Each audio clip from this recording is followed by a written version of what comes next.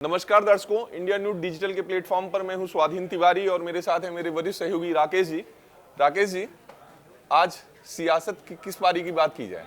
आज देखिए, सबकी निगाहें, देश की निगाहें टिकी हुई हैं जौनपुर में।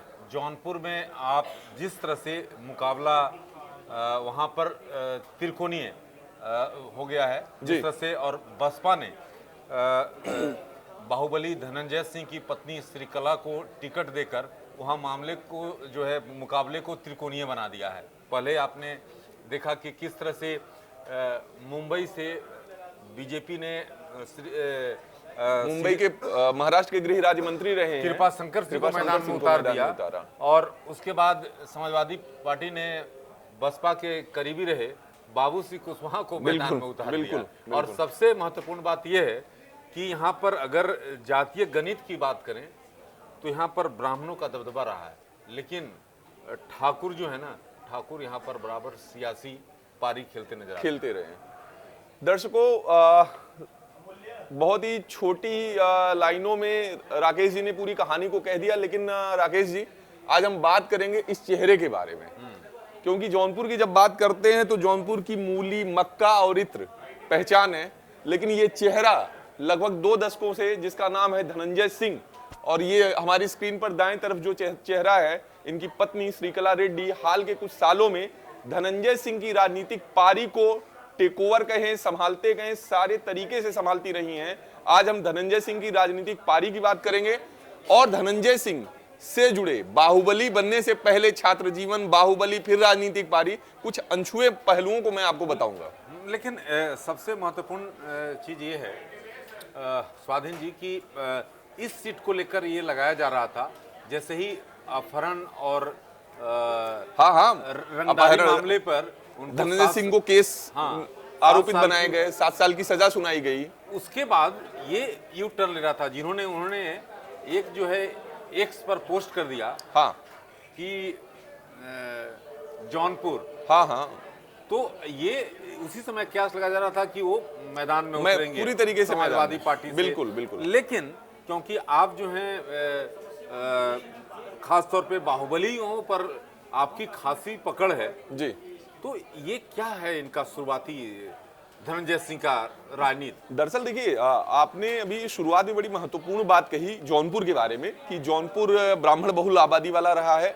जौनपुर ब्राह्मण बहुल नहीं कहा जाए, पूर्वांचल में वाराणसी के बाद, अगर जब हम वाराणसी की बात करते हैं, चूंकि हम सभी जानते हैं कि 2014 के बाद से बनारस देश के लिए और कह लें वैश्विक स्तर पर एक अलग पहचान बना गया नरेंद्र मोदी जी की वजह से।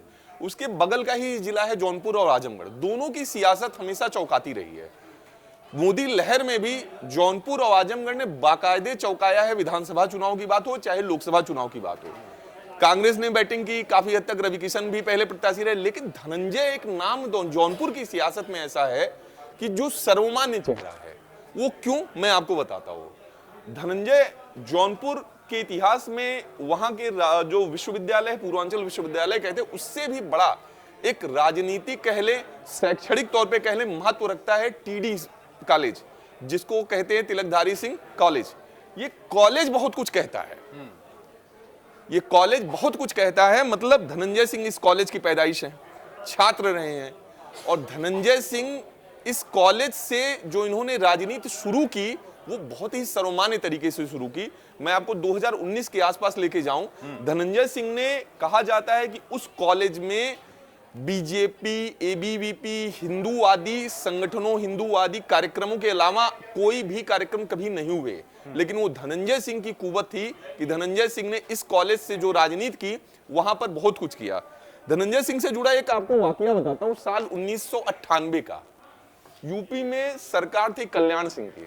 ये जानना हमें बहुत जरूरी है कि धनंजय सिंह की राजनीतिक पारी शुरू कहां से होती है। साल 1998 की बात है, यूपी में कल्याण सिंह की सरकार शुरू होती है, और उसके कुछ महीने पहले प्रदेश में सरकार होती थी मायावती की, जो लॉ एंड ऑर्डर और सारी चीजों के लिए अपनी एक इमेज जानी जाती है। उस समय धनंजय सिंह 50,000 के इनामिया आरोपित थे, ना हम बदमाश कहेंगे ना बाहुबली कहेंगे उनको, वो थे। भदोही एक जिला है, बनारस के ही करीब का है, जौनपुर के बॉर्डर का जिला है। वहां पर पुलिस बाकायदे रेकी करती है, पुलिस को ये बाकायदे सूचना उनके गुप्तचरों से, मुखबिरों से मिलती है कि धनंजय सिंह जा रहे हैं और धनंजय सिंह को मार गिराया जाता है। धनंजय सिंह एक नाम था यूपी की सियासत में उस समय चर्चा, क्योंकि धनंजय सिंह, अभय सिंह, राजा भैया, ये सवर्णों की, बाहुबली की एक लॉबी बन रही थी विरोध में। किसके? मुख्तार अंसारी, अतीक अहमद, इनके विरोध में ये एक नई सियासत बाहुबलियों की शुरू हो रही थी। खैर, हम उस इनकाउंटर पे चलते हैं। उस इनकाउंटर में कहा जाता है कि धनंजय सिंह को मार गिराया गया, लेकिन जान करके हैरानी होगी कि धनंजय सिंह को मार नहीं गिराया गया था। यूपी पुलिस की इतनी जगजाहिर किरकिरी हुई कि वो धनंजय सिंह वहां से जो निकला, बाकायदे उसने जिस मामले में वो आरोपित था, उन्होंने कोर्ट के सामने सरेंडर किया और वहां से उनकी राजनीतिक पारी शुरू होती है। अगर वो इनकाउंटर सफल होता तो आज इस चेहरे को हम जौनपुर की राजनीति में नहीं देखते। अच्छा अच्छा, ये बात है। लेकिन अब हम बात करेंगे श्रीकला को। जी, श्रीकला जो है, जो चेहरे की बात करें तो देखिए, ये चेहरा इसलिए महत्वपूर्ण है क्योंकि ये राजनीतिक पारी में ये जौनपुर पंचायत, जिला पंचायत की अध्यक्ष भी है।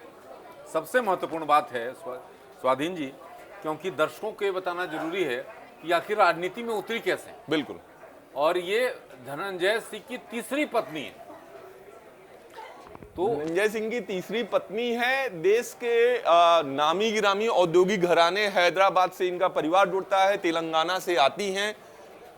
बहुत बड़ा औद्योगिक घराना है, हजारों करोड़ की प्रॉपर्टी के मालिक की पत्नी है। और इनकी शादी बहुत चर्चा हो रही थी। पेरिस में इनकी शादी हुई थी धनंजय सिंह की, और उस समय की हाई प्रोफाइल शादी थी जब धनंजय सिंह ने, उद्योगपति की बेटी है। उद्योगपति की बेटी है। और उद्योगपति की बेटी होते हुए हमने बड़ा अच्छा मुद्दा उठाया। इसको थोड़ा सा हमें दर्शकों ग्राउंड से समझना चाहिए कि एक हिंदी भाषी क्षेत्र की महिला, जहां तक मेरी राजनीतिक समझ कहती है राकेश जी, पूर्वांचल के 10 जिले, अगर हम यूपी से भी काउंट करें, यूपी राजधानी लखनऊ से चलें, पूर्वांचल के 10 जिले और यूपी के बाकी सारे जिलों में अगर मिलाएं तो ये हमें समझना पड़ेगा कि श्रीकला रेड्डी जो महिला है, हिंदी भाषी क्षेत्र से आती हैं, विदेश में इन्होंने पढ़ाई की, लेकिन ग्रामीण पृष्ठभूमि जिसको जिला पंचायत की राजनीति कहते हैं, इन्होंने बाकायदे कब्जा किया। आज वो वहां से सियासत चला रहे हैं और बाकायदे धनंजय के साथ कदम से कदम मिला करके ही चल रहे हैं। देखिए, दर्शकों ये बताना जरूरी है कि जो ब्राह्मण वोटर्स की संख्या यहाँ पर भले ही जो है सबसे ज़्यादा है, सवर्णों की बात कर रहे हैं, लेकिन यहाँ से जो इतिहास रहा है अब तक 17 चुनाव में 11 बार राजपूत उम्मीदवार जो है यहाँ से जीतने का रिकॉर्ड रहा है। बिल्कुल। और सबसे महत्वपूर्ण बात यह है स्वाधीन जी, जी कि यहाँ पर जो अब मुकाबला है वो त्रिकोणीय हुआ है। त्रिकोणीय कृपा शंकर सिंह को ये लग रहा था कि क्लीन स्वीप, उनको क्लीन स्वीप मिल जाएगी। मोदी लहर, सवर्ण लॉबी, खासतौर पे ब्राह्मण, जिनका वोट प्रतिशत लगभग जौनपुर में जो ठाकुर और ब्राह्मणों का गिना जाता है 17% ब्राह्मण और 13% के आसपास ठाकुर है। तो उनको ये लग रहा था कि मोदी लहर में हमें ये 17 और 13 का जो एक गणित बैठता है, लगभग 30 के आसपास ही जाता है, ये 30% वोट वो अपना तय मान रहे थे। और बीजेपी ने कृपा शंकर सिंह को लाई ही बीजेपी इसलिए थी क्योंकि सवर्ण लाभी का जो वोट है वो हमें बकायदे मिलेगा।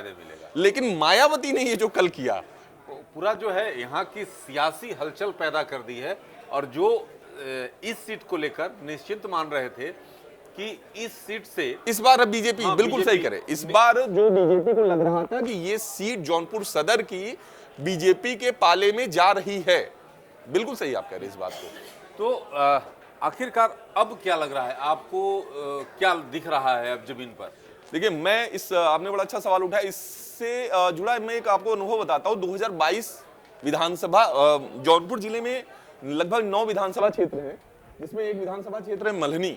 2022 में पूर्वांचल के कहें या यूपी की सियासत के एक बड़े चेहरे हुआ करते थे, स्वर्गीय पारसनाथ यादव जी, जिनको पूर्वांचल का गांधी भी कहा जाता था। तो पारसनाथ यादव जी की कर्मभूमि, राजनीतिक कर्मभूमि भी जौनपुर ही रही। और वो एक बहुत ही सर्वमान्य चेहरे हुआ करते थे, मुलायम सिंह की लॉबी के चेहरे थे। तो पारसनाथ यादव की मौत होती है, वहां पे उपचुनाव होता है।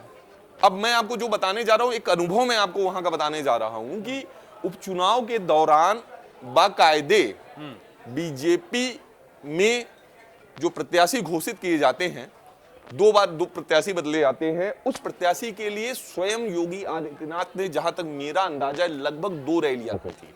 एक विधानसभा के उपचुनाव के लिए नाक का सवाल बन गया था, सपा वर्सेज बीजेपी, नाक का सवाल बन, क्योंकि सपा से पारसनाथ यादव के सुपुत्र लकी यादव, ये माना जा रहा था कि उनको सहानुभूति का वोट बैंक मिलेगा, और सपा चूंकि यादवों का वोट बैंक, पिछड़ों का वोट बैंक, तो ये थी। लेकिन बीजेपी ने नाक का सवाल बना लिया था मल्हनी विधानसभा चुनाव को। योगी जी ने सभा की, बूथ मैनेजमेंट हुआ, सारी चीजें हुई, लेकिन उसमें दिलचस्प आंकड़ा यह है कि धनंजय सिंह चुनाव लड़े और दूसरे नंबर पे रहे। धनंजय सिंह को उस चुनाव में लगभग 3 लाख वोट मिले थे, और बीजेपी के प्रत्याशी की, अगर मेरी जानकारी गलत नहीं है, तो जमानत जब्त हुई थी। ये धनंजय सिंह का हुक्म, मतलब धनंजय सिंह का दबदबा जौनपुर में है। बिल्कुल। और लोगों को भी, मैं पिछली बार गया था, मैं उनके साथ, मेरी जो इंटरव्यू है जी, वो बड़ा वायरल हुआ था। जी जी। जब समाजवादी पार्टी के बारे में धनंजय सिंह कह रहे थे जी, कि राजा भैया ने गलती की थी, राजा भैया को मैंने मना किया था कि आप समाजवादी पार्टी को समर्थन मत दो। और जब समाजवादी पार्टी, इस तरह की खबरें आई कि समाजवादी पार्टी के टिकट पर जो है धनंजय सिंह लड़ सकते हैं, एक बार चर्चा हुई, तो इसको लेकर बड़ा वायरल हुआ था। और मेरा इंटरव्यू ही गाड़ी में चलते हुए, उनके सफारी में हम लोग इंटरव्यू किए थे वहीं गांव पर जाकर। जी जी। लेकिन जिस तरह से खास तौर पे जौनपुर में जो सियासी पारा जो है काफ़ी गर्म हो गया है, और श्रीकला इसलिए क्योंकि इनके पास धन की कोई कमी नहीं है। हाँ, बिल्कुल। एक जो है उद्योगपति घराने की बेटी हैं, और साथ ही साथ धनंजय सिंह का धनंजय भी बहुत ही संपन्न परिवार से आते हैं, आर्थिक रूप से संपन्न परिवार से आते हैं। इनके पिता, इनकी राजनीतिक विरासत रही है, इनके पिताजी भी विधायक हुआ करते थे, और काफी संपन्न और संपन्न परिवार से आते हैं। एक इंटरेस्टिंग फैक्टर आपको बताना चाहूंगा धनंजय सिंह का, कि धनंजय सिंह, अगर आपने लगभग ये जो केस हुआ उसके पहले अगर आप नोटिस करिए, तो धनंजय सिंह ने जिस तरीके से बैटिंग की, जैसे कि लगभग मुझे याद है 2019 लोकसभा का चुनाव था या उसके आसपास का साल था, धनंजय सिंह के कई वीडियोस बहुत वायरल हुए। जैसे कि धनंजय सिंह जेल में थे, कहा जाता था कि वो सजा याफ्ता हैं, फरार हैं, लेकिन वो बाकायदे जौनपुर में क्रिकेट मैच का उद्घाटन करने, टूर्नामेंट का उद्घाटन करने जाते थे। स्वयं अखिलेश यादव ने उनके वीडियोज कई वायरल किए। तो उस समय वो साबित करने पे लगे हुए थे कि धनंजय सिंह ठाकुर हैं, सिंह लगता है उनके टाइटल में, ठाकुर हैं, और वो रिश्ता जोड़ा जा रहा था बाबा योगी से। रिश्ता जोड़ा जा रहा था कि ये प्रदेश सरकार के शह पर ये खुलेआम है, इन पे कोई कार्रवाई नहीं हो रही है। लेकिन यही देखिए राजनीति होती है। धनंजय सिंह भी लगे हुए थे, ये भी निर्विवाद तौर पे कि धनंजय सिंह ये लगे हुए थे कि मुझे बीजेपी में मौका मिले, क्योंकि और इसके लिए कई बार उन्होंने जो ये मुकदमा हुआ उसके पहले उन्होंने कई बार जौनपुर में बड़े आयोजन किए, जिसमें अपनी राजनीतिक ताकत भी दिखाने के लिए कोशिश की कि मैं बीजेपी के लिए जरूरत हूं। हालांकि बात वहीं आकर के टिकती है कि धनंजय सिंह, एक नाम मैं आपको ले रहा हूं, जौनपुर से ही सटा हुआ एक जिला है भदोही, वहां भी एक बाहुबली नेता हुआ करते थे, हैं विजय मिश्रा। इन लोगों, दोनों ही चूंकि निर्दलीय नेता रहे, इन दोनों ही लोगों ने कोशिश की 2019-17 कि हमें बीजेपी ले ले, लेकिन योगी आदित्यनाथ की जो जीरो टॉलरेंस की नीति है उसे हमें समझना है। जीरो टॉलरेंस की नीति, भले ही लोग उन पर आरोप लगाएं, विपक्षी आरोप लगाएं, नेता आरोप लगाएं, स्वाधीन जी ये समझना होगा कि योगी आदित्यनाथ ऐसे चेहरे हैं जी कि ये जाति में विश्वास नहीं करते, और जो कानून और व्यवस्था के लिए खतरा है उसको तो कतई पसंद नहीं करते, बिल्कुल नहीं करते। और भले ही देखिए ये जरूर है कि राजपूत जाति से आते हैं, और योगी आदित्यनाथ भी उसी जाति से आते हैं, और ये अगर विपक्ष है तो राजनीति करना है तो आप मसला उठेगा ही। लेकिन आपको बता दें कि धनंजय सिंह को लेकर ही जिस तरह से कई मामले आए थे, और राज्य सरकार ने और स्थानीय प्रशासन को सीधे तौर पर निर्देश दिया गया था कि अगर धनंजय सिंह कुछ भी अगर इलीगल करते हैं तो उनके खिलाफ जो एक्शन दूसरे बाहुबलियों के खिलाफ लिया जाता है वैसा एक्शन लें। तो धनंजय सिंह आपने देखा कि पिछले जब से योगी आदित्यनाथ का कार्यकाल शुरू हुआ वैसा काम उन्होंने नहीं किया है, क्योंकि जानते हैं कि अगर करेंगे तो परिणाम हम बहुत महत्वपूर्ण बात कह रहे हैं। मतलब ये हमने बड़ी महत्वपूर्ण बात की कि मतलब जितने बाहुबली हैं 2017 में योगी आदित्यनाथ यूपी की सत्ता पर आते हैं और 22 में चुन करके आते हैं।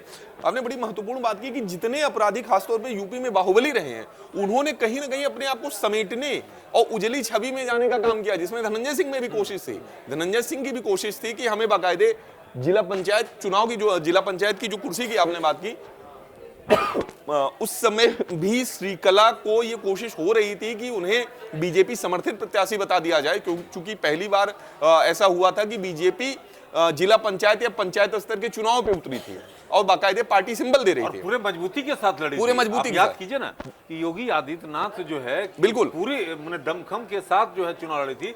और एक चुनाव जहां मैंने हमको लगता है कि 2 या 3 जो चुनाव बीजेपी ने हारी थी, उसमें से एक जो है ये भी था। ये आप सही कह रहे हैं। जिला जौनपुर में बीजेपी को 2 हार मिली है, 22 उपचुनाव मल्हनी और जिला पंचायत चुनाव जो आप जिक्र कर रहे हैं, बिल्कुल सही बात। और ये ना सवाल है, दरअसल इसको हमें ये भी समझना होगा राकेश जी, और इस बात के साथ हम चर्चा को खत्म करते हैं कि जब हम यूपी को राजनीतिक तौर पर जब हम बांटते हैं तो पूर्वांचल के जिस हिस्से की हम बात करते हैं, लगभग ये 2 जिले ऐसे हैं जो बीजेपी के लिए नाक का सवाल बनते हैं। वो एक जिला है जौनपुर, दूसरा जिला है आजमगढ़। तो आजमगढ़ तो लगभग बीजेपी ने लोकसभा के स्तर पे फतह कर ली, निरहुआ उपचुनाव में जीते, माना जा रहा है कि। लेकिन इस बार स्वाधीन जी आपको मानकर चलना पड़ेगा, और जिस तरह से जो ग्राउंड जीरो से हमारे लोग रिपोर्ट भेज रहे हैं, मुकाबला जो है दोनों जगह काफी रोचक होने जा रहा है।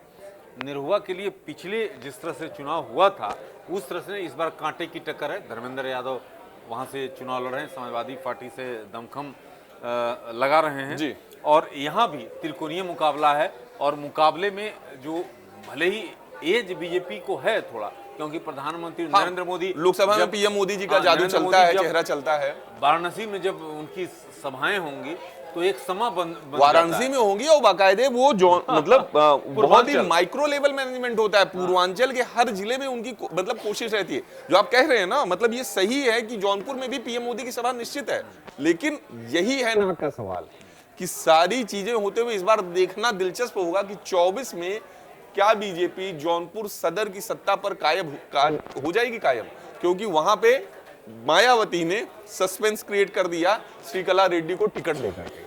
सही कहा आपने। तो दर्शकों, इस एपिसोड में इतना ही, और फिर नए विषय पर आपके लिए कुछ और जो इंटरेस्टिंग फैक्ट्स के साथ किसी बड़े चेहरे पर कुछ और चीज़ों को लेकर हम आएंगे, क्योंकि स्वाधीन जी जो है ना, वो खोजते रहते हैं ऐसे चीज़ जो कि आप लोगों के लिए इंटरेस्ट पैदा हो। स्वाधीन जी शुक्रिया दर्शकों। बिल्कुल राकेश जी, बिल्कुल ये लेकिन आपका सहयोग ही रहता है, और हम लोग बिल्कुल दर्शकों इस तरीके के मुद्दे जो सियासी पारी या कहें फिल्मी शगुफे की तरह पढ़ना सुनना अच्छा लगता है, वो हम आप तक लाते रहेंगे। नमस्कार। नमस्कार।